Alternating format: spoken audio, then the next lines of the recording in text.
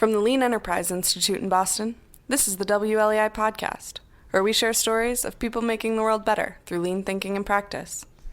For more information about LEI, including how we can help you apply lean thinking, please visit lean.org.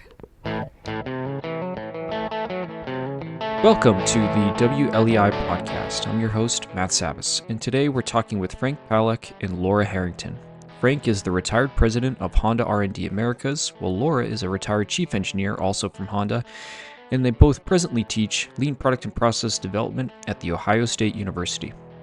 Today's episode is all about product development. We discuss a specific case around the Honda Passport. We talk about the role of the chief engineer and the future of the automotive industry. Frank and Lara, thanks for joining me here on the podcast. Great to be here. Thank you. So I feel lucky to have both of you here on the podcast today because you represent two important sides to the product development process. Frank, you were formerly the president of Honda R&D North America. Lara, former chief engineer. Last product was the Honda Passport.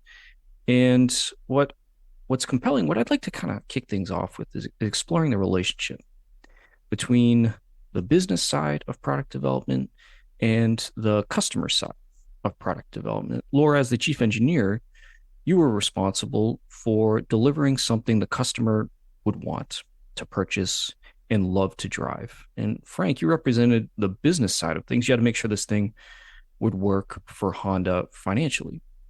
And That's right. I'm curious about how you two work together on the business side and the customer side. Maybe Frank, start with you and how you worked in that role, and specifically with Lara. Yeah. Specifically, when we talk about Lara's product, we at Honda had a factory down in Alabama that our job is to keep full. You know, if you look at a factory in any auto OEM, basically that's the engine that drives the company. The factories are the engines, and R&D and engineering, product planning, they are just feeding fuel and air into that engine. So we have to come up with new ways to keep that factory full and running smoothly. And the sales guys are kind of like the exhaust.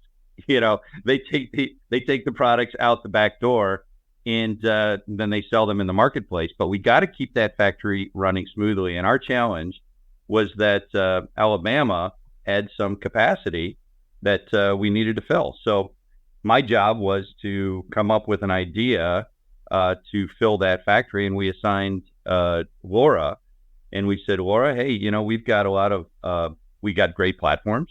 We've got the Pilot, we've got the MDX, we got the Ridgeline. How do you leverage those platforms in order to create a brand new type of a product that attracts a new customer? And how do you do that? And that was the assignment basically that we gave her. And within, a successful lean product process development companies, there's a lot of autonomy that's given to developing a good product and making it great. So that was really the basics of the initial assignment. Lara, you could flesh that out a little bit, but that was really the assignment that we gave her. We said, hey, fill this factory. We've got about 50,000 units that we need you to develop capacity for or to sell, and just go ahead and develop it and make a concept. And that's basically about the amount of instructions we gave her to start. So how did you respond to that assignment, Lara? Yeah, my role as a chief engineer with the 2019 Honda Passport, as well as any product that I worked on within Honda, any of the fantastic products that we've launched that I was honored to be a part of, was to first and foremost ensure that we're developing a product that customers truly value. And this is one of the central principles of LPPD.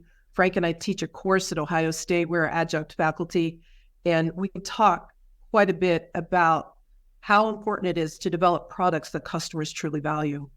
So in this case, this was no different. And so my goal and my role was to ensure that whatever we did. So I had to develop, or my goal was to develop a derivative off the Honda Pilot, which is number one selling SUV in the midsize class. It's a 7-passenger SUV. So, that's a hard thing to follow up on. How do I create a product that is distinct from the Pilot, but that is satisfying customers in a unique way to satisfy market demand? So I had a unique challenge in this case for the 2019 Passport, and that is that Frank, president at the time, had a very strong opinion about what that product should look like.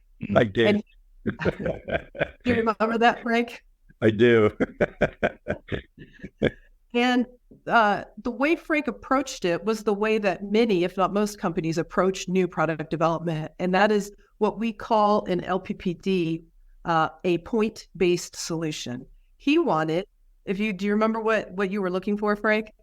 Well, I kind of wanted something that was designed for, myself as a family, but I also, when we gave her the initial instructions in a beautiful A3, I was very, very succinct in saying, you have to use the platform. You have to carry over commodity designs.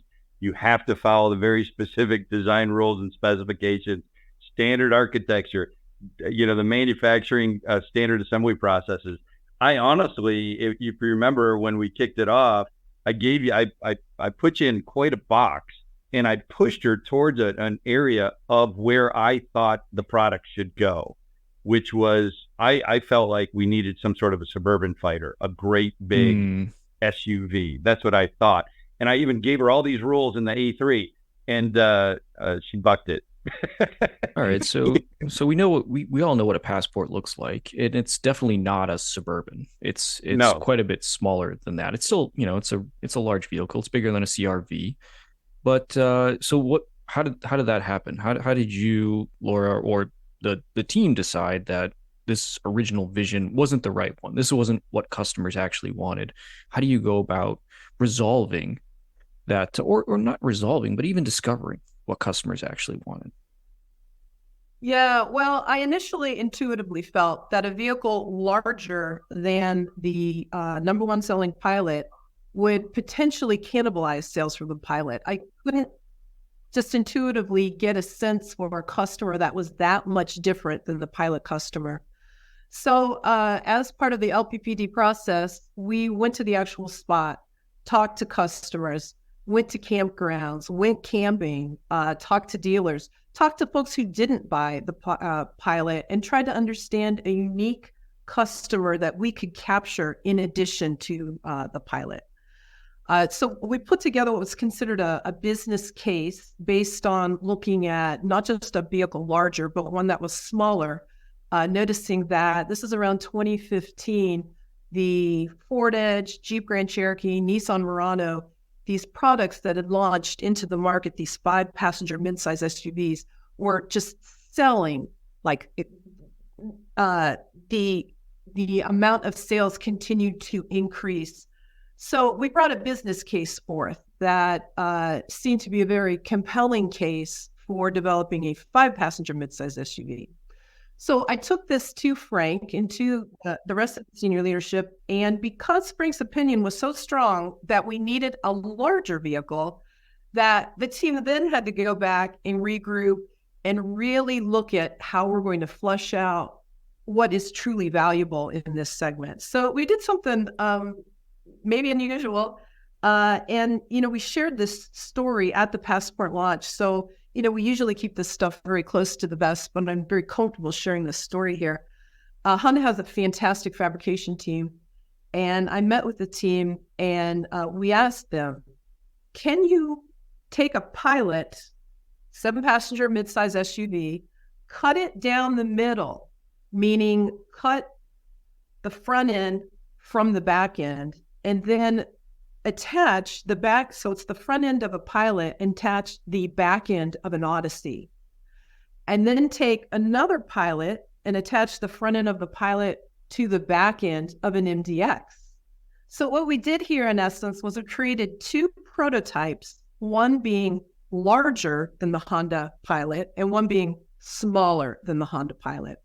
And we took those on a road show. We took them around the country and brought in customers, potential customers. And we said, which one do you like? Do you like the larger vehicle or do you like the smaller vehicle?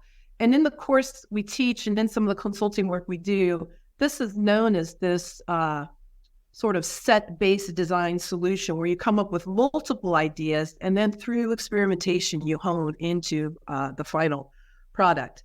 And what we noticed was that, everybody liked the vehicle that was bigger than the Pilot, but it was a very similar customer to the Pilot customer.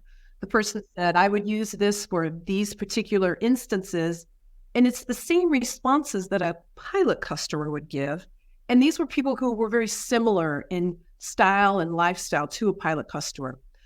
Then when we asked the customers that are potential buyers what they thought of this sort of prototype 5-passenger midsize SUV, we saw a brand new customer emerge. We saw young men, we saw empty nesters, we saw very young families, and this is a new customer base, one that was somewhat distinct than that of the Pilot. So we knew we were on the right track.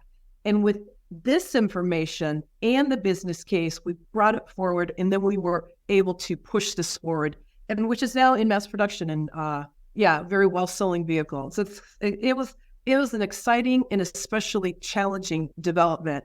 But I was glad that he had the team really make sure that our ducks were all lined up in developing a product that was very successful in the market and continues to be. I think what's interesting there is the conflict. You dug up some evidence, you talked to customers, and you thought you had demonstrated that this size vehicle wasn't the right size vehicle. The big size vehicle wasn't the right size vehicle. Frank said, no, I still think this is where we need to go. And so you had to go back again, start cutting vehicles up and welding them together and taking around these sort of Frankenstein automobiles to get more concrete feedback. How important do you think that challenge was to delivering a great product? Do you think you would have developed the right product had it not been for that back and forth early on? Yeah, absolutely not. A lot of companies apply this, what's called a point-based style solution, where one person with a very strong opinion says, let's go in this direction. And basically the company follows. I'm fortunate to have this background at Honda because even though Frank had a very strong opinion and he is my president, and I don't want to make this sound like it was easy because it wasn't, but Honda also adheres to these lean principles. And so overall, the organization was on board with, and Frank was on board, and he championed my desire, the team's desire to really explore multiple solutions. And if that is part of the company culture and the team is armed to do it, and we had the tools in place to do it, had everything from the team enthusiasm to the fabrication department to, again, senior leadership support. We were able to, again, develop a product that sold and continues to sell very well today. It's a great product. It's Honda. For those who aren't familiar, the Honda Passport is a great selling product. Has the largest interior volume in its class. It has the largest interior below floor storage space in class. And this was all done. We went from going from good to great. I would say it's called embracing the tension. That's what it is. There was tension in the organization, a lot of tension. And we considered the Pilot to be a disruptive. It was the biggest best-selling 8-passenger vehicle out there in the marketplace. And we wanted continuous innovation of that product. We wanted it to go a certain direction, or I wanted to go a certain direction. Laura embraced that tension. She came up with a different concept. She was a very strong leader. She had a compelling vision. She had great product focus and utilized manufacturing efficiency. So she answered the call that we asked for to make the factory full and got market share. When she presented that in a total a total package, everybody was convinced. And you skipped over the one area, Laura, that you had to convince, all upper management in Japan and the dealership body too. So, I mean, it was you need a strong leader to do that. And that's what the LPL does at Honda, the chief engineer position. Well, I'm also curious about, your role as president, Frank. You had a vision for the product originally. I would think it takes a certain element of humility to say that, no, this is the right direction to go. What was your experience like? What was sort of the tipping point for you in making that decision? Well, clearly, when she could tick off all the boxes and show that she could get the market share and achieve the A3 targets that were given to her in a different way, more efficiently, by the way, than my vision would have required, everybody was convinced. And we have a strong leadership cohort that comes together, the sales, the manufacturing, the R&D. We all come together and make this decision jointly. So it's not just me by myself. And then, of course, we have to convince everybody with the business case. And Laura not only proved the technical viability of the product, she also proved from a customer viewpoint that it was going to be a great product. She introduced this hidden underfloor storage for the customer that we had never even thought about, with a spare tire and this hidden underfloor storage that they wanted.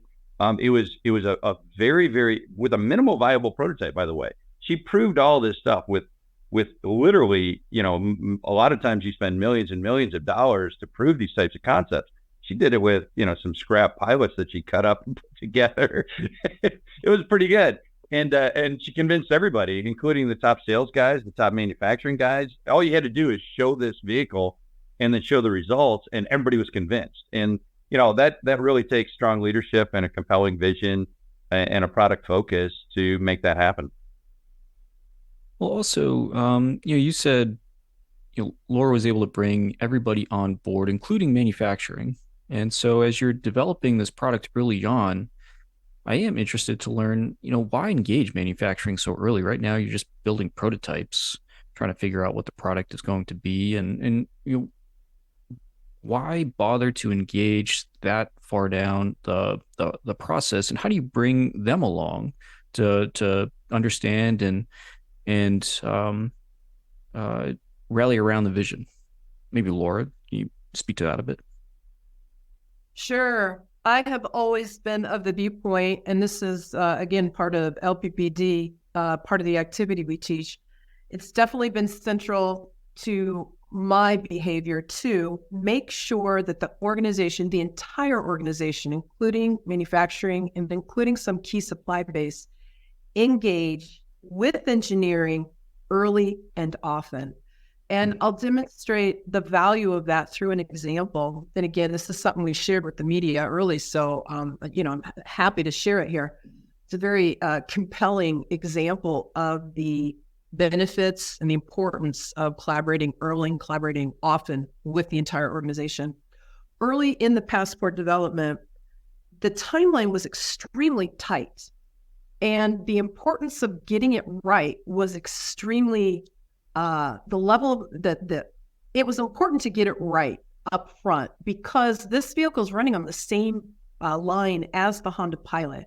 So problems with the Passport could potentially impact manufacturing of the Pilot. So we brought manufacturing in at the beginning of the pilot program. As soon as Frank gave it a green light, so let's go ahead and start developing the Passport, I brought manufacturing in. And all we had at that point were design sketches. That's all we had. Now, Frank and I have noticed in some of the consulting activity that we do that it's very common for an engineering organization to completely develop the product and then toss it over the fence. And then manufacturing needs to deal with that and try to figure out clever ways to actually get this scaled up. We brought manufacturing in very early. Honda does this in all the projects. And for me, I always have my eye on the ball, or eye on the target with this. We brought manufacturing in and we just had sketches. And the leader of manufacturing quality looked at the sketch and said, I see this vehicle is at least 6 to 8 inches shorter than the Pilot. And he pointed out, if you do that, The spare tire, because of the crash requirements, is going to have to go inside the vehicle. On the pilot, it's underneath the vehicle. He said, and if you do that, we cannot accommodate that the way the line is currently laid out. Because if the spare tire is underneath the vehicle, like it is on the pilot, the vehicle's up high in the air. If you put the spare tire inside the rear of the vehicle, that has to be done at a different station. That has to be done at a station where the vehicle is at ground level. So because we did this, and because Honda is all one team, design, engineering, manufacturing, supply chain, and sales, they took on this challenge of trying to figure out, with such a compressed timeline, how they're going to actually shuffle the stations around so that they can get that spare tire into the back of the vehicle as opposed to putting it under the vehicle. This is something that I personally, many in the engineering team, hadn't even considered. We did not realize the impact, what a significant impact that was to the manufacturing line of making what to an engineering we thought was maybe just a pretty straightforward, simple change. So because we were able to collaborate early, because we collaborated with manufacturing often, they had the time to actually develop a solution, a very elegant solution that didn't cost any extra money.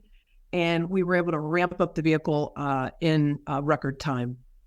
Well, it probably turned what would have been maybe a combative relationship, had that problem surfaced late, into a collaborative one. Yeah. Frank, you want to speak to that?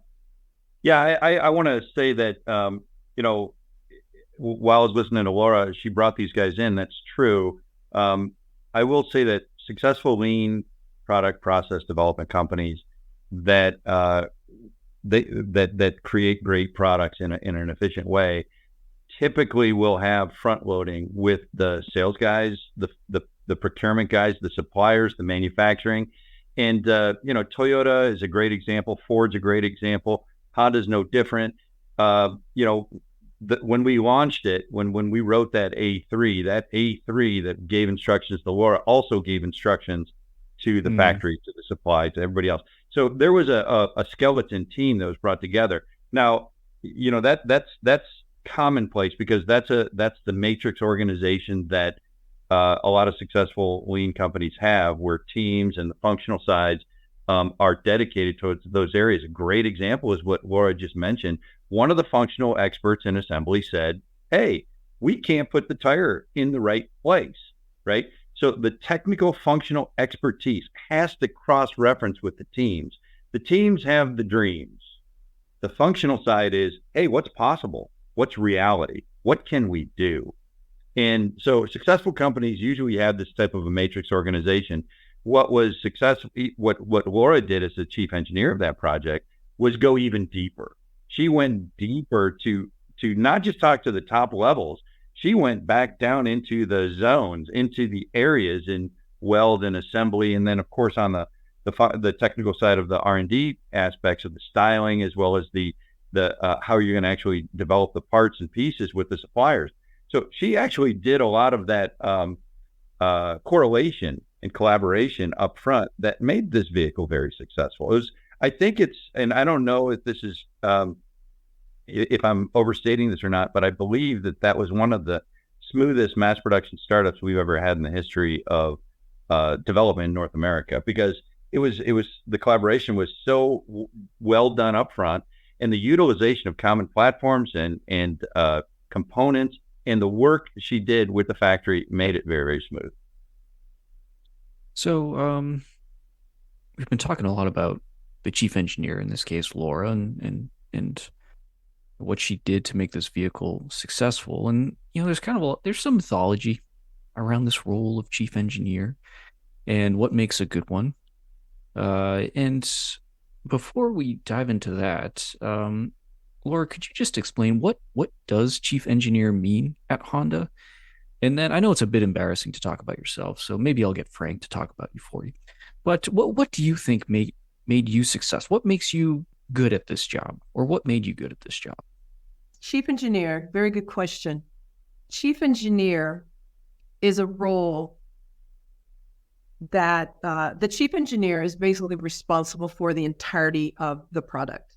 Everything from roughly, I'll say, the concept through the styling, through the design, through the tooling go drawing sign up, and then they follow manufacturing into mass production, and they guarantee quality, safety, performance, and the interesting role, the interesting part of that role is that the chief engineer is not part of the functional team, nor part of the technical community, nor part of the manufacturing community. They need to lead a very, they need to lead a lot of folks that they're actually not, from a organization chart standpoint, they're not in charge of these folks. So it's a very interesting role, but they are also considered somewhat of a neutral party. And Frank and I feel, and Frank, if you want to jump in here, the role of the chief engineer is critical for successful development, scale up, and launch of a product. And I know this is an area that Frank is very passionate about. He's developed many successful chief engineers throughout his career. And I was a little shy about talking about myself, so maybe that's why I'm a little lacking in words here. I would love Frank to jump in and talk about this in more depth. Well, the chief engineer is totally focused on the customer, and they eat, they drink, they sleep, they shower in the morning thinking about the customer and the product. And a lot of companies that Lara and I have been working with recently, because of our Ohio State connection and the class that we teach, we find that that's something that's missing. And the chief engineer doesn't work in a vacuum either. Okay, the chief engineer needs a system. We've been talking about, people have asked, other companies have asked us about what makes a chief engineer successful, what kind of person it is. Obviously you got to hire the right people. The chief engineer has to have a lot of initiatives, because because the chief engineer is what makes them successful is they set a strong concept, they set goals, they drive the schedule, they meet the milestone criterias, they meet everything that's required in order to execute the project. And you have functional organizations that support the individual technologies, but somebody has to be the peanut butter to glue it all together, and they can't do it by themselves either. So Lara has a team that goes through them to correlate every one of those areas and glue it all together so it becomes that final product. And what we see with a lot of different companies that we work with now is they don't have the system, that matrix organization, the system, nor do they have the chief engineer that has the experience, the technical excellence, the relationships, and understanding of the systems, which is what made Lara successful with the Passport, to support the product development. We equate it to kind of like diving into a pool. If you dive into a pool, there's a lot of water in that pool, and eventually you'll pop up to the surface and start swimming. Now, which direction you swim, that's up to you. But the pool, the water supports you. That's the system of a good lean product process development company. If you jump into a pool and there's no water, you just hit the ground, right? So the chief engineer has a lot of support from the systems, but you got to hire the right people. Lara has a lot of initiative, a lot of experience. She's been developed she was on my 03 pilot team in 2003. She became LPL in 2015. I mean, she was on the 03 pilot. She's checked all the boxes. She was cheap. She was the designer. She worked in the factory. She knew about sales. She did R&D. She was the first woman chief engineer in Honda Research Institute. So she knows the fundamental technologies and how those are developed. She checked all the boxes. She was project leader. She was assistant project leader. So then she was ready, and she was developed through projects, through mentorships, through leadership training, through job transfers, all of these things. She was ready to take on that leadership position where she had the total package of experience, technical excellence, all of the relationships she needed, and the system knowledge to be successful and execute that product. We work with other companies now. They say, hey, we'll just go outside and hire someone. You can't do that and be successful in your company. You need to develop these people from the ground up so that they can utilize the wealth of experience to execute a product that meets the customer requirements as well as the business requirements. I want to get into the development side of it in a minute, but I am curious about that matrix organization piece because it sounds counterintuitive, where you're giving somebody ownership of a product and they're responsible for start to finish, yet they have no formal authority over the people who are going to be supporting its development. Why is that successful? That just doesn't seem on paper to make a lot of sense. Why does this matrix organization prove to be so effective, Frank? The reason that it's proven so effective is because the culture of the company supports it. If you don't have the culture of the company to support and recognize the chief engineer's role, as well as the roles of every single member in that team, the assistant chief engineer, the project leader, the team chief, if you don't recognize the role, then it doesn't work. But inside Honda, inside Toyota, inside Ford, these roles have been defined and they're recognized. Therefore, like I say, it's difficult to explain, but it's kind of like the water that supports you when you swim. The system supports the execution of the team. Okay, so it's not something that's just sort of launched overnight. No. And the people behind it, like you were saying, there was a lot of intention behind, it sounds, Laura's development. I assume every chief engineer at Honda or any automotive company's development. I'm curious about that. What is Honda's approach to developing great engineers? And how do you decide that, okay, yes, this is the right person who's going to lead a car program? Maybe Laura, you can speak to your own development path, and then I'll ask Frank about how these people are identified. Yeah. I always knew that I had this talent for, and every chief engineer has their own sort of special sauce, but mine was always collaborating early and often, getting as many people together who have their eye on the ball, who have a vested interest in the product, get them together early and get them together often. So that was my own sort of special sauce. And I knew that I wanted to be a chief engineer. So I certainly approached Frank early about it. And, this isn't like a popularity contest at Honda. It's an important role. So I was fortunate enough, and I think, part of its nature and part of its nurture. By nature, I had this skill set of collaborating with large groups of people early, often, flushing out the concerns.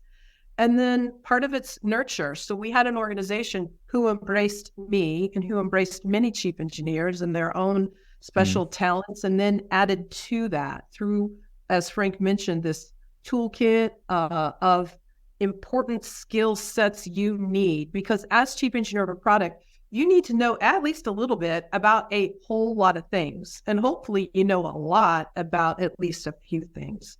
The company supported and ensured that the chief engineers had the skill sets they needed to move forward. And then how does the company know? Well, I guess they don't know, but they're guessing that this person is ready. They're prepared to lead development for $1 billion program. How do you have confidence in that decision, Frank? Well, by the time you get to choosing a chief engineer, the candidate pool is very small. And before Laura was even picked to be chief engineer, I mean, she's recognized by the CEO of the company. She would already have had exposure to not just North American region, but she would have had exposure to global Honda executive leadership. I mean, she would have already done 2 or 3 or 4 projects with multiple presentations to the CEO, to the leader of the global automotive development responsibility. not just within R&D, but of course North America, without a doubt. I mean, the president of North America and the leader, CEO of North America in the factory, and as well, I mean, in previous projects, she would have had exposure to them. So once the decision would have been made, hey, we're going to choose this person or that person as the chief engineer of this project, it's vetted on an informal basis. I would have the responsibility of choosing it, but I definitely would have shot it up the food chain, so that there would have been, if there was any kind of clashes or opposition to it, then I would have received that feedback and maybe gone a different direction. But the candidate pool is very small. By the time you've done that, if you're developing, maybe we have responsibility for 15 projects. That's only 15 times 2. That's only 30 people to choose from, right? And the majority of those are minor model changes. So they almost always get weeded out. And then you're looking at full model changes. And so the candidate pool's down to 15, and maybe only 7 of them are even available. So it's timing, it's capabilities, it's a rare occurrence. It's threading the needle. I always say and I may have told this to Laura, I said it's like a carousel. It goes around and around and around. That brass ring is hanging out, and you're in the right spot. Grab it and go.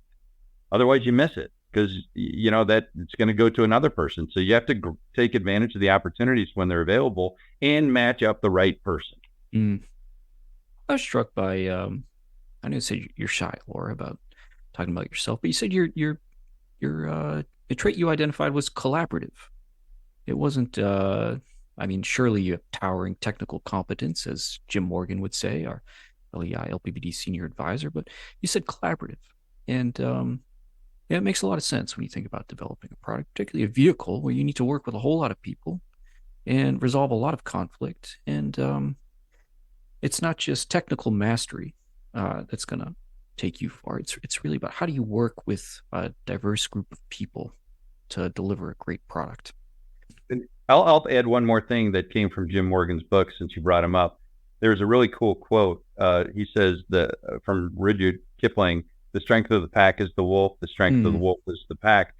That's very indicative of very successful companies. If you say Laura is the wolf and she's the chief engineer, the pack supports her. And of course, we're successful because she leads the pack too, to create that product. It's an important point. I think too many people think of the chief engineer, and probably I do too, as this sort of lone spectacular figure, but probably what they're really doing is really making everybody be better than they otherwise would be. And it's about leading a team to deliver something great, not a person delivering something great.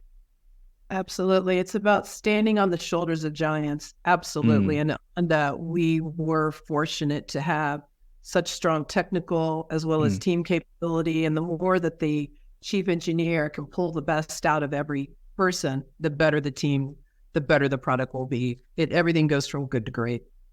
And so now you both are you're out of Honda working with Ohio. Is it the Ohio State, right? You're teaching a class there on lean product and process development. You're getting to see some other organizations. I was a bit disheartened to see in the news recently. So Spotify, they laid off 17% of the workforce, something like that. And their CEO said, this is us getting lean. It's a very sad way to think about that. And you mentioned earlier, Frank, that companies that you're talking to, they think they hire into these roles versus developing people into these roles. As you're outside of Honda, seeing more companies, what do you see as things companies should be thinking about vis-a-vis people development, and how that contributes to great products and good business?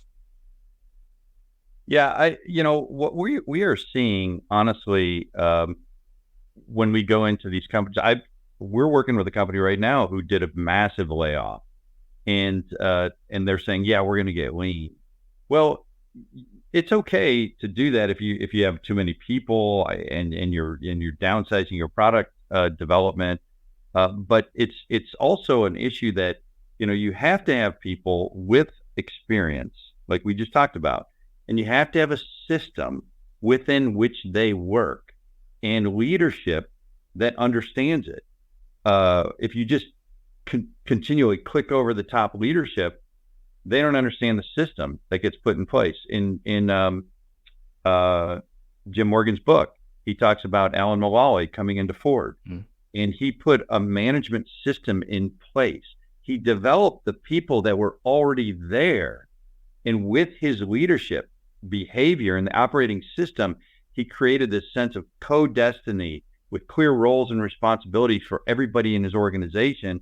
And he presented vision and challenge, and he did relentless execution. This is something that Jim talks about in his book, which I love. I think it's fantastic. The thing that gets me is a lot of the companies that I meet or that we work with now, they have a new leader and they say, something's not working, let's lay off the people. No. Alan Mulally didn't do that. He used the people and he introduced a system. So you need to have some kind of a system to support them, that water that I was talking about earlier, to support everybody to make them successful. And what we're seeing with companies that we work with now is maybe those systems are flawed or there's no system in place. What do you think, Lara?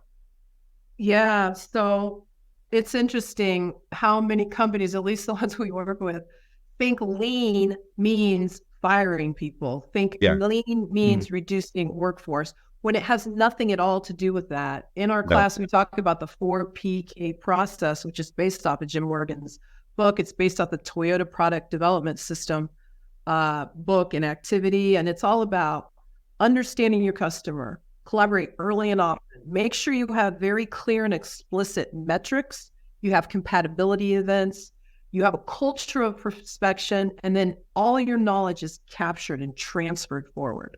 Once you do all those things, you may find that you can reduce headcount, you can reduce manpower, but the reduction of manpower doesn't come first. Getting things right comes first. And I'll go one step further. In the 4PK system, we talk about developing the right product with a great process and with the people organized in the correct way and the correct roles and responsibilities, continually seeking perfection in the product as well as the business, and capturing know-how while you're going along. If any one of these is a zero, then the whole thing is a zero. And Jim says this in his book, and I really took it to heart, because you walk into these companies today and they might have a good process, but they don't have the people to execute it. Or they might have a good product, but they don't have the good process. Or they might not continually try to make that product better through perfection because they lost the know-how management. There's a lot of things. You need all 5 of those issues in order to be successful. When we talk to companies today and we go into these companies, it's something that came out in Jim Morgan's book. A lot of companies confuse talking with doing. It's an amazing thing. We go in there and they're just talking and you're like, okay, all right, we're talking. Now, where's the plan? Where's the A3? Where are the tools of lean that we need to utilize? Where's your summarization? Where's your problem-solving report? Where's your OBEA? Where's your centralized planning and communication site where you communicate? They seem to think that they attended a meeting and that's work. That's not work. The meetings should be less and less and less, and doing should be more and more and more. And I'm not sure where that fits in, but that's a very frustrating part for me when I go into these companies that I work at and they say, how can we improve? Like, well, first of all, you should start doing stuff instead of just talking about doing what you're doing. Well, it's an interesting point, because what I think you're getting at, Frank, is the design of management systems that enable people to do the work of engineering, designing a product people love, and then the system enables good decision making and information flow, so that you don't need to spend so much time in a conference room figuring out, hey, what did we do? What didn't we do? Is that kind of what you're talking about there? The system that enables engineers to engineer versus spend time. Yeah. Well, figuring out what we're all doing. What we find a lot of times is that when we go in there, the system is correct. Yes, that's one way of saying it. But a lot of times they have the tools. They don't have that organization where somebody's responsible for executing it. Yeah, that single point of responsibility in many cases is unclear. It's like everyone's responsible. And what we find is that when everyone's responsible, in reality, nobody's responsible. So things don't get done. Why do you think that is so commonplace? Well, number one, it goes back to what you had just mentioned about downsizing. A lot of companies downsize and they think this job is duplicative of other jobs, but it's not. You need to have somebody who ties it all together. It's no different than, you have big pieces of fabric that you make your clothes out of, but you need the thread that pulls it all together. Otherwise, a shirt's not a shirt. A shirt's just a piece of, it could be a rag. It could be a dishcloth. It could be whatever else. But you need to have that thread. And a lot of companies say, well, we don't need the thread. We got all the big pieces. We don't need the thread. And you need to stitch it together somehow. And I think that through the downsizing, they've lost it in that idea. Yeah, I think also making metrics clear. I think culturally, in the last 10, 15 years, it's become sort of cool to say we will empower the associates to make their own decisions. And with that sort of mentality, the desire to have these very explicit metrics, very explicit collaborative metrics with a single point responsibility, that's kind of gone by the wayside. So you can spend an entire day in meetings where the executive or senior leader or your boss or whatever can say, yeah, we got to work on these 10 things. And you go, yeah, I'm working on these 10 things. And then everybody leaves the meeting and that's it. And then the next day you have the same conversation again and again and again. If explicit metrics existed and single point responsibility existed, then you could move the ball forward. Whereas right now you can spend an entire lifetime just having that conversation again and again. Do you think in some cases it's fear, where if somebody is completely responsible, they may be easy to blame, and so people are reluctant to take that, or no? I don't know about that. I think it's the system. If they had that role and responsibility right now, they think it's extra manpower. It's not extra manpower. It's manpower that's dedicated towards executing a certain thing. And that certain thing is tying different cross-functional requirements together into a very solid summary from which you can act upon. The only purpose of making a summary is to create a plan. That's the only reason to ever do it. And a lot of people look at it, oh, why do I have to summarize things? I'm working on it. It's in work. It's in process. Well, if it's in work and it's in process, why can't you summarize it? That is a common discussion point that we have with companies right now. They're like, we're too busy working to make a summary. Well, if you made the summary, maybe you wouldn't be too busy working. It's like an endless do loop. But it needs a system. Well, it sounds like it's sort of a balance between empowerment and accountability. And you if you're going to give somebody responsibility to do something and they don't deliver, what happens next? And moreover, if you think about like empowering, like when we did the Passport, we empowered Lara through the chief engineer position to create a new model. She had all those things I talked about: towering technical competence, experience, the relationships within the company, the systems to support her. If she didn't have all those things together, if any one of those were a zero, the whole thing would have been a failure. Yeah, and I like what you say, Matt, about accountability. I love that. Empowerment without accountability has no value. Accountability without empowerment is also a weak proposition. I had, as chief engineer, empowerment. I also had accountability. I knew that I was on the line. when I did not perform. That was very explicitly, that was not implied. It was explicit. And you always want, and the metrics were clear.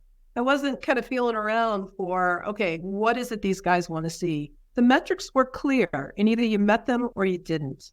And any part of that project, if there was a problem, I don't care whether the tire didn't work or the electrical harness didn't attach or the infotainment didn't work or the tailgate didn't go up, I called Lara. Lara was the one-stop shop. I'm like, what's wrong with your project? Get on it. And she already knew because she was living it. Yeah, it's an exciting experience, being empowered, but also being accountable. That also actually sounds like it's more difficult, but it takes the pressure off the chief engineer. It takes the pressure off of everyone in the organization because they're not second guessing what someone is looking for. It's very easy to understand what the expectations are and whether or not you've delivered. So I have two car people here with me, and there's a lot of change going on in the automotive industry. So I feel compelled to ask some questions about the future of what you think the future of the automotive industry is, not to mention we have a Cybertruck rolling off. I don't have a pre-order. What do you think, as this EV push is happening, a lot of companies are starting to pump the brakes. We saw GM. They're saying they're going to roll back investment. It looks like Toyota may have the right approach with hybrids and figuring out some of the gnarly problems with battery technology before making the big push into EVs. But what do you see as kind of the future of automotive? If you were still at Honda, what would you be asking? What are some of the things you would be thinking about? Maybe Lara, starting with you from a product perspective. Yeah, so two things come to mind. One is the Cybertruck, and that is what I would consider, I wasn't a part of any of these meetings. I would consider that to be a pure engineering solution. It sounds like a really fun meeting where a bunch of engineers got together and, they put up a statement. What would you do to create an extremely durable vehicle that's also extremely easy to manufacture? And the Cybertruck's a really neat vehicle. It's you got stainless steel panels that are extremely easy to stamp. The overall manufacturing process, I don't know, the cost might be reduced by a third of conventional manufacturing processes. And Elon Musk definitely, I'm guessing, used what I would consider a point-based solution. He's coming up with a product and then he's going to shop it around and see who wants it. And because Elon Musk is Elon Musk, he's going to get a lot of nibbles. And this can potentially impact the industry in a very positive manner. We're going places where we say no man has gone before, and we'll see what happens. At the same time, you have Toyota, who's using more of what you call a set-based solution, and they're not ready to give up on hybrids because they're looking at the customer value side of things. And it just doesn't add up to go 100% all in on EVs. They understand the customer value like few others do. So you're seeing these two very divergent sort of directions. And, there's value in both. And I'm excited to see where the future goes. What do you think, Frank? Well, I think you're spot on about Toyota. They talk about they want to avoid inconveniencing customers. They talk about diverse solutions are necessary for diverse situations. And they always talk about being prepared to meet customer expectations quickly and flexibly. That's what they say. Those are the things that they believe. What I'm not 100% understanding. I'm going to quote this right, but they talk about creating mobility for all. Their mission is not to make electric vehicles. Their mission is to execute happiness for the customer or something like that. I forget exactly what they're saying. And if you look at what Tesla is doing, like Lara just mentioned, what's their long-term vision is high-speed, fully automated production lines for self-driving electric vehicles. That's what they want to do. They just want to make self-driving electric vehicles. Where does it talk about customer in there? It doesn't say that. If you think about Toyota's long-term challenges. They're talking about how do you lower emissions to be like zero emissions, to make the world a better place, and how do you produce diverse solutions to meet the customer requirements, and how do you constantly evolve your products and processes through continual process improvement? That's lean. How do you build your capability in order to create, hey, maybe electrified vehicles are the correct way to go? I think that's part of their solution. They have like they're modifying their NGA platform to the BZ platform to introduce electric vehicles. That's fine. If the marketplace goes towards electric, they can pivot very quickly and flexibly to meet the customer demand, or they can continue making hybrids, or they can make more gas engines. Tesla's all in on one way, self-driving electric vehicles with a high-speed, fully automated production line. And moreover, Toyota has the system of the water that we talked about to support whatever direction they want to go, plug-in hybrids, hydrogen, whatever. They can go any way. Tesla is fully dependent upon Elon, if you ask me.